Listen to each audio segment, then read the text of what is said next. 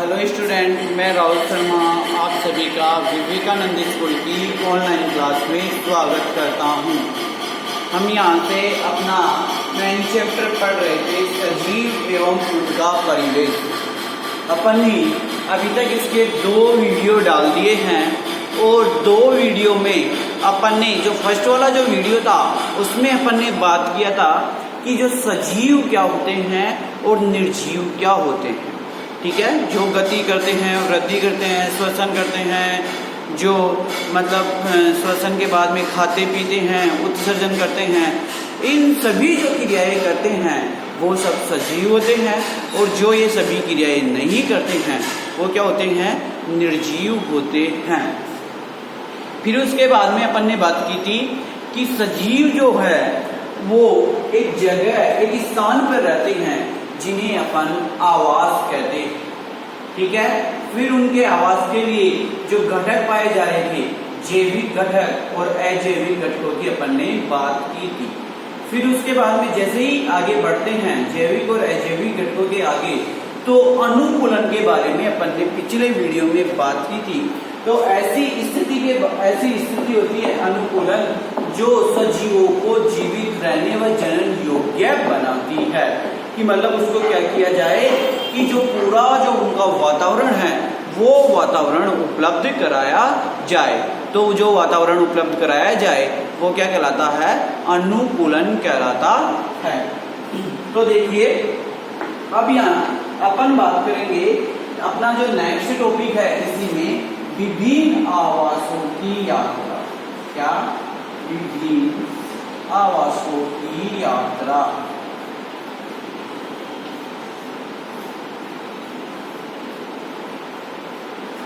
विभिन्न आवासों की यात्रा में कि किस प्रकार आवास अपन ने बताए थे कि आवास क्या होते हैं कि जहां पे वो सजीव रहते हैं उस स्थान को अपन क्या कहते हैं? आवास कहते हैं।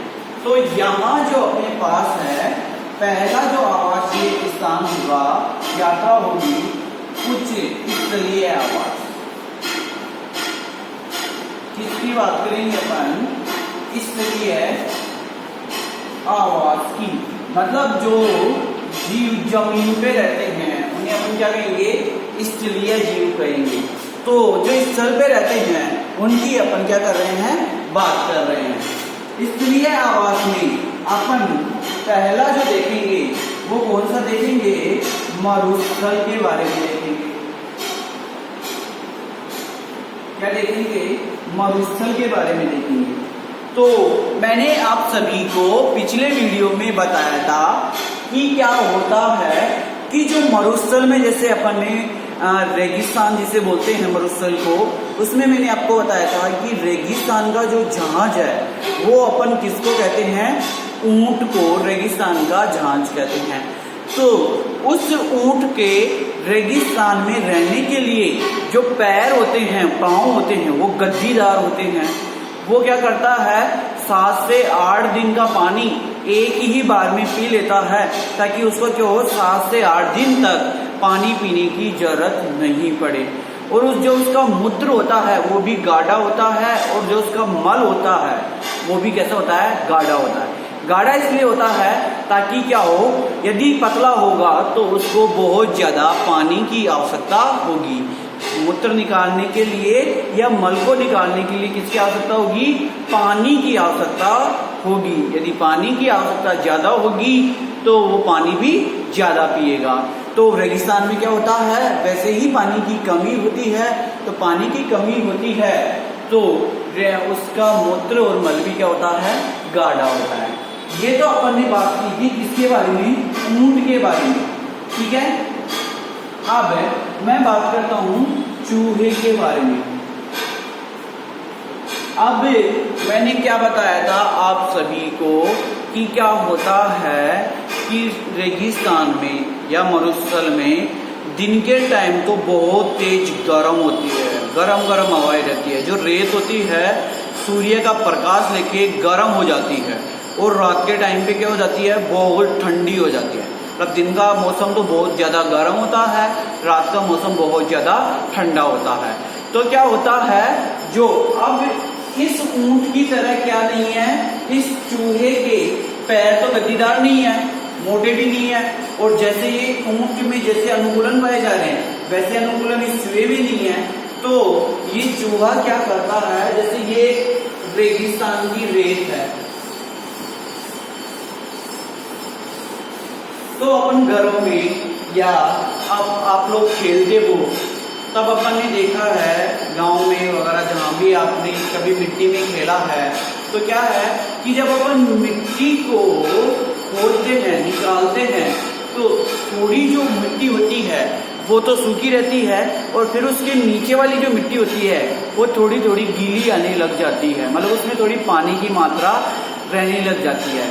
तो ये चूहा क्या करता है, इस मिट्टी में बहुत अंदर तक क्या बिल बनाएगा, और बिल बनाकर इसके अंदर रहता है दिन के समय।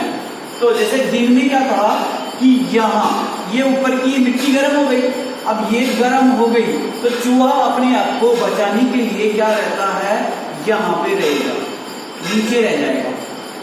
ठीक है, बहुत क्या करेगा, नीचे वाली जगह पे रह जाएगा, इस वाले स्थान पे। अब ये इस वाली जगह पे तो क्या था, पहले से ही गीली मिट्टी थी, और गीली मिट्टी थी तो इसको क्या होता है, ठंड अनुभव होती है, थोड़ी क्या होती है, ठंड लगती है, इसलिए चूहा क्या हो जाता है, यहाँ रह जाता है। फिर जैसे ही क्या होगा, रात का टाइम आएगा, तो वो चूहा इस बिल से निकलकर यहाँ पे चला जाएगा, क्योंकि रात के टाइम पे तो ये पहले से ही क्या था, ठंडा था, ऊपर की मिट्टी तो रात के टाइम पे क्या थी, ठंडी थी, तो इसलिए अब ये ताजी हवा लेने कहाँ चले जाएगा, ऊपर चला जाएगा। तो इस प्रकार चूहा भी क्या करता है, अपने आप को बचाता है, अपने आप में एक अनुकूलन पैदा करता है, रहने योग्य अपना वातावरण बनाता है। तो ये तो बात कर ली अपन ने चूहे की, और अपन ने पिछले वीडियो में किसकी भी बात कर ली थी, ऊंट की। अब मैं इसमें बात करता हूँ पादपों की, कि पादप कैसे रहते हैं। अब देखिए, पादप जो होते हैं ना, पौधे, वो क्या नहीं करते, गति नहीं करते। अब इनकी तरह ऐसा तो नहीं है कि जैसा क्या किया जा रहा है, चूहा है जिनके जो गर्मी के मौसम से बचने के लिए बिल बनाकर जमीन के अंदर रह रहा है, तो पादप तो गति तो करते ही नहीं है। पादप क्या ऐसा थोड़ी है कि आज कोई पादप यहाँ था, कल कोई पादप यहाँ हो जाएगा, वो चला जाएगा, या फिर रात के टाइम, वो दिन के टाइम पे वो भी क्या करेगा, धूप से बचने के लिए बिल बना के अंदर रहने लग जाएगा। पादपों में तो ऐसा कुछ होता नहीं है। तो पादप क्या अनुकूलन करते हैं, तो देखिए मैं पादप की बात करता हूँ। मरुस्थल में पादप में क्या होता है, ये अब इनमें मरुस्थल में तो पानी की कमी तो पहले से ही है। तो जैसे पहले ये कोई पादप की बात की है, तो पादप क्या करता है, अपनी जड़ों को गहराई तक धंसा देता है, मतलब बहुत नीचे तक अपनी जड़ों को भेज देगा। अब बहुत नीचे तक अपनी जड़ों को भेज देगा, क्यों भेजेगा, क्योंकि यहाँ ऊपर तो इसके लिए पानी था ही नहीं। क्या नहीं था, इसके लिए पानी तो था ही नहीं। अब क्या किया जाता है, ये नीचे से पानी को सोखने के लिए या नीचे से पानी को लेने के लिए ये बहुत नीचे तक अपनी जड़ों को भेज देता है, ताकि क्या कर सके, ये जीवित रहने के लिए वहां से पानी ले सके। और इसकी जो क्या होता है, एक क्रिया पाई जाती है इन पादपों में। कौन सी क्रिया, वाष्पोत्सर्जन। कौन सी क्रिया पाई जाएगी, वाष्पोत्सर्जन। देखिए क्या होता है वाष्पोत्सर्जन। आप सभी ने क्या है कि पौधे तो देखे ही होंगे, और इस टाइम पे क्या हो रहा है, गर्मी का मौसम चल रहा है, तो जैसे दिन में क्या होती है, बहुत तेज धूप पड़ती है ना, तो जो पादप होते हैं वो क्या हो जाते हैं, मुरझा जाते हैं। जो पादप होंगे क्या हो जाते हैं, मुरझा जाते हैं, और रात के टाइम पे वही पादप क्या हो जाते हैं, खिल जाते हैं। तो मुरझा इसलिए जाते हैं कि जब दिन का टाइम होता है तो वाष्पोत्सर्जन का मतलब मैं बताता हूँ यहाँ से कि पानी उड़ने लगता है पादपों से। क्या उड़ने लगता है, पानी। जो जड़ें यहाँ से पानी का अवशोषण किया है, जिन जड़ों ने, वो क्या कर रहा है, पानी ऊपर से इनकी पत्तियों में से उड़ने लगता है। तो अब उसमें क्या हो जाता है, पानी की कमी हो जाती है, और पानी की कमी हो जाती है तो पादप क्या हो जाता है, मुरझा जाता है। और जब रात के टाइम पे क्या होता है कि धूप तो पड़ना बंद हो जाती है और वो पानी उड़ना भी बंद हो जाता है। जब पानी उड़ना बंद हो जाता है तो पादप क्या हो जाते हैं, खिल जाते हैं। तो जो मरुस्थल में जो पादप रहते हैं उन मरुस्थलीय पादपों में पहली बात तो वाष्पोत्सर्जन की क्रिया बहुत कम होगी। क्यों कम होगी, क्योंकि वहां वैसे ही पानी की कमी है, इसलिए वाष्पोत्सर्जन की क्रिया वहां कम होगी, पहली बात पे। और अब मैंने आपको अभी बताया था कि जो इसका पानी उड़ता है वो किससे उड़ता है, पत्तियों से उड़ता है ना। तो इन पादपों में पत्तियां भी बहुत कम मात्रा में होती है। क्या होता है, पत्तियां भी बहुत कम मात्रा में होती है, और पत्तियां क्या होती है, कांटों में रूपांतरित हो जाती है। कोई मान लो कि इनकी जो पत्तियां थी वो किसमें रूपांतरित हो गई, कांटों में रूपांतरित हो जाती है। कांटों में रूपांतरित होने की जरूरत इसलिए पड़ी क्योंकि अब कांटों से कोई ही वाष्पोत्सर्जन नहीं होगा, मतलब यहाँ से अब पानी की हानि नहीं होगी। तो जो मरुस्थलीय जो पादप होते हैं उस मरुस्थलीय पादपों में पानी की हानि कम होती है, और पानी की हानि के साथ ही साथ इनकी पत्तियां जो होती है वो कांटों में रूपांतरित हो जाती है, और इनमें वाष्पोत्सर्जन की मात्रा भी बहुत कम होती है। और कुछ पौधे होते हैं मरुस्थल में जिनमें क्या होता है कि बस उनमें तने ही रहते हैं। ये वाले जो भाग है ये मोटे तने ही रहते हैं, और इन तनों में ही पानी भरा होता है, और इन्हीं तनों के द्वारा इनका भोजन बनाया जाता है, प्रकाश संश्लेषण किया जाता है, इन्हीं से वाष्पोत्सर्जन की क्रिया होती है। मतलब जितने भी जो काम किए जाते हैं सब इन्हीं से किए जाते हैं। जैसे मैं बात करूं एक कैक्टस या नागफनी और, ठीक है ना, तो ये क्या है, इसके उदाहरण। तो आप सभी को क्या करना है कि ये वाले हैं, आपको एक बार जो मरुस्थल की बात आई है तो मरुस्थल का जो चैप्टर है उस चैप्टर में आपको रीडिंग लगानी है। मरुस्थल का जो टॉपिक है अपना उसमें क्या लगानी है, रीडिंग लगानी है, और रीडिंग लगाने के साथ ही आपको समझ में आ जाएगा कि मैंने क्या क्या आपको इसके बारे में यहाँ समझाया है। यदि आप रीडिंग लगाते हो तो आपको समझ में आ जाता है, यदि आप रीडिंग नहीं लगाते हो तो आपको कुछ भी समझ में नहीं आएगा। अब ये तो ए वाली बात हुई, किसकी बात हुई थी, ए की बात हो गई, मरुस्थल की बात हो गई। अब मैं दूसरे की बात करता हूं, किसकी, पर्वतीय क्षेत्र की।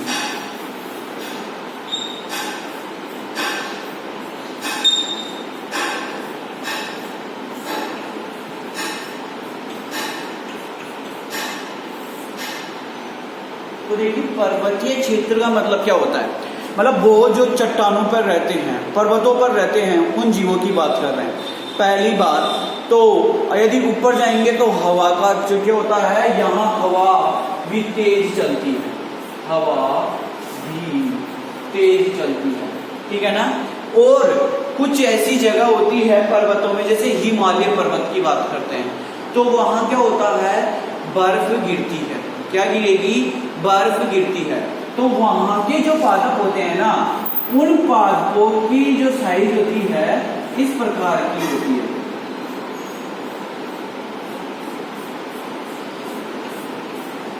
वो है इस प्रकार के पादप पाए जाते हैं। वो पादप तो है अपने जैसे ही है, लेकिन इनकी जो पत्तियां है वो इस तरीके से व्यवस्थित हो जाती है। क्यों, क्योंकि यदि इनमें क्या होता है, बर्फ ऊपर से गिरेगी तो इस वाले भाग से फिसलकर वो नीचे आके यहाँ गिर जाएगी, इस पादप पर नहीं रुकेगी। यदि मान लो अपने जैसे इस तरह के पादप होते और इस तरह के पादप होते तो बर्फ क्या होती, यहाँ ही अटक जाती, बर्फ क्या होती, यहाँ अटक जाती, और बर्फ यदि यहाँ अटक जाती तो ये पादप गिरने की अवस्था में आ जाता। तो इस प्रकार के जो पर्वतीय जो क्षेत्र होते हैं उनमें पादप जो होते हैं क्या होते हैं, एक तो हवा से बचने के लिए, और यहाँ बर्फ इनके ऊपर नहीं गिरे इनसे बचने के लिए ये क्या करते हैं कि अपनी आकृति को इस प्रकार बना लेते हैं। ठीक है, अब मैं जंतुओं की बात करता हूं, तो जैसे जंतु याम, ठीक है, तो इनमें भी क्या होता है कि बाल भी इस तरीके से होते हैं, लंबे लंबे बाल होते हैं, और ये क्या होंगे, लंबे लंबे बाल होने के साथ ही साथ इनकी जो त्वचा होती है, चर्बी होती है, वो भी कैसी होती है, मोटी होती है, बर्फ से बचने के लिए। और घने बाल और लंबे बाल इसलिए होते हैं ताकि जब वो बर्फ उनके ऊपर गिरे तो वो फिसल के नीचे गिर जाए। ये तो किसकी बात हो गई, पर्वतीय क्षेत्र की। अब यदि मैं तीसरे की बात करता हूं, किसकी, घास वाले स्थान की।